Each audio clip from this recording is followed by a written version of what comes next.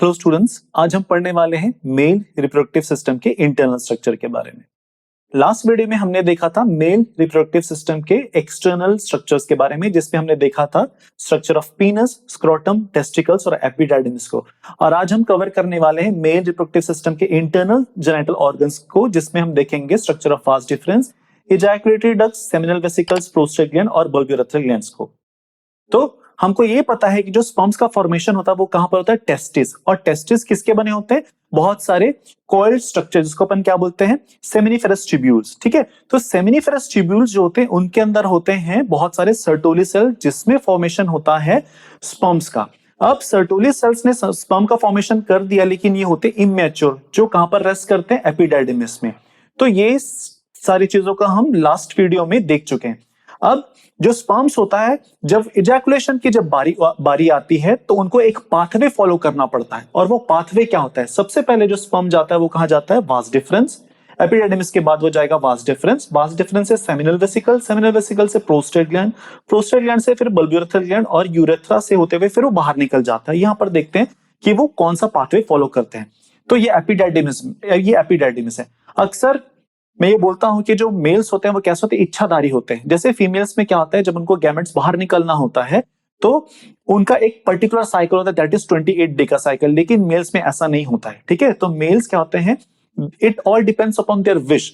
तो जब इजैकुलेशन की जब बारी आती है तो स्पर्म्स क्या होता है? एक पाथवे फॉलो करेंगे, दैट इज एपिडाइडिमिस में निकल करके वो कहां जाएंगे? वास डिफरेंस में जाएंगे।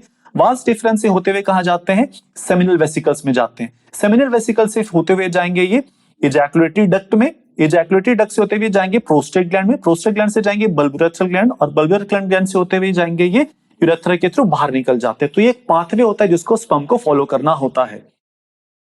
अब हम देखते हैं सारे स्ट्रक्चर्स को एक के बाद एक। तो सबसे पहले हम इंटरनल स्ट्रक्चर्स के अंदर देखेंगे वास डिफरेंस। तो वास डिफरेंस है क्या?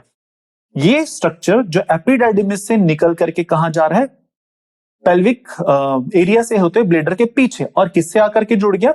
सेमिनल वेसिकल से आकर के जुड़ गया। तो ये जो स्ट्रक्चर है ये एक लॉन्ग मस्कुलर ट्यूब है। ठीक है, जो कहां से कहां तक ट्रेवल कर रहा है? एपिडाइडिमिस से लेकर के पेल्विक एरिया से होते हुए ब्लेडर के पीछे, और किससे जुड़ जाता है?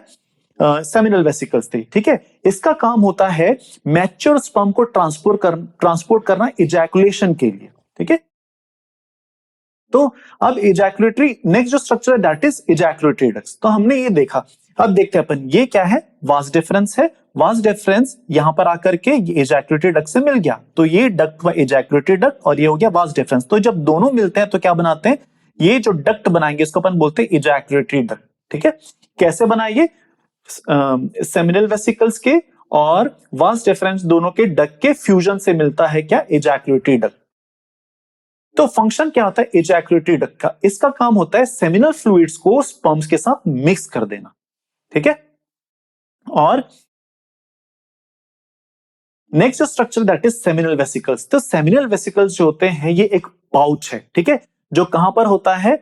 ये ब्लेडर है, ब्लेडर के जस्ट बेस में होते हैं सेमिनल वेसिकल्स। ठीक है, और ये फ्लूइड सिक्रेट करते हैं जो इजैकुलेट का 50 to 65% जो है बनाते हैं। ठीक है, अब अपन समझते हैं कि जो सेमिनल वेसिकल्स है इनका काम क्या होता है। तो बेसिकली जो सेमिनल वेसिकल्स होते हैं ये सिक्रेट करते हैं एल्कलाइन फ्लूइड, जिसमें क्या होता है? फ्रक्टोस होता है, एंजाइम्स होता है और प्रोस्टाग्लैंडिन होता है। ठीक है, हमको पता है कि जो फ्रक्टोस है वो क्या है? ये सोर्स ऑफ एनर्जी है, क्योंकि स्पर्म्स को बहुत लंबा ट्रैवल करना है, इसलिए उनको क्या चाहिए? एनर्जी चाहिए, जो उनको कहां से मिलता है? फ्रक्टोस से मिलता है। दूसरा जो चीज है अल्कलाइन फ्लूइड, हमको ये पता है कि जो फीमेल का जो रिप्रोडक्टिव ट्रैक होता है वो कैसा होता है? एसिडिक होता है। तो ये जो अल्कलाइन फ्लूइड होता है जो कहां से मिल रहा है? सेमिनल वेसिकल से।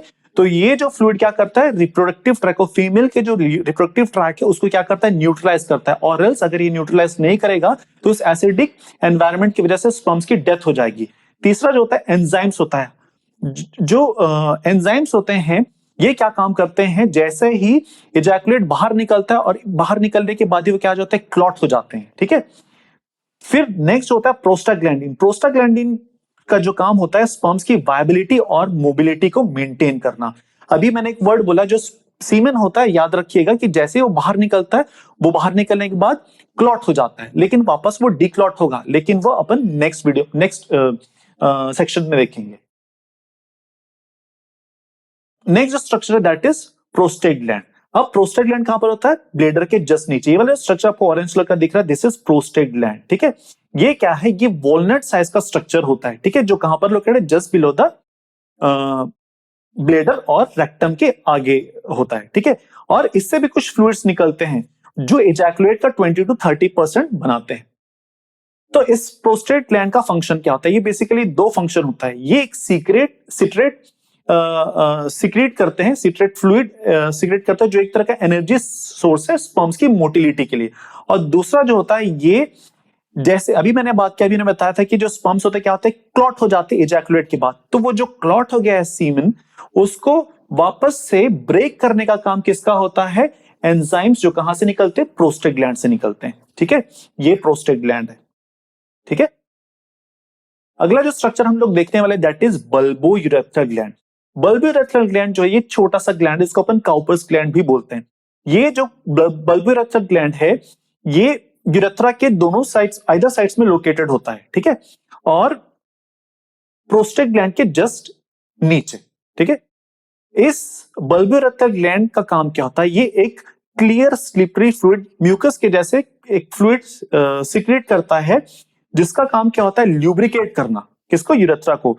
और साथ ही साथ ये जो स्पर्म्स होते हैं उसको न्यूट्रलाइज भी करते हैं, क्योंकि जो यूरेथ्रा में कुछ अमाउंट में यूरिन रह जाता है। ठीक है, तो यूरिन कैसा होता है? एसिडिक होता है। तो उस यूरिन को न्यूट्रलाइज करने का काम किसका होता है? बल्बोयूरेथ्रल ग्लैंड से निकलने वाले सिक्रीशन का। आई होप आपको ये वीडियो समझ में आया होगा। इनकेस अगर आपको किसी भी तरह का कोई डाउट है तो आप मुझे कमेंट सेक्शन में लिख करके बता सकते हैं।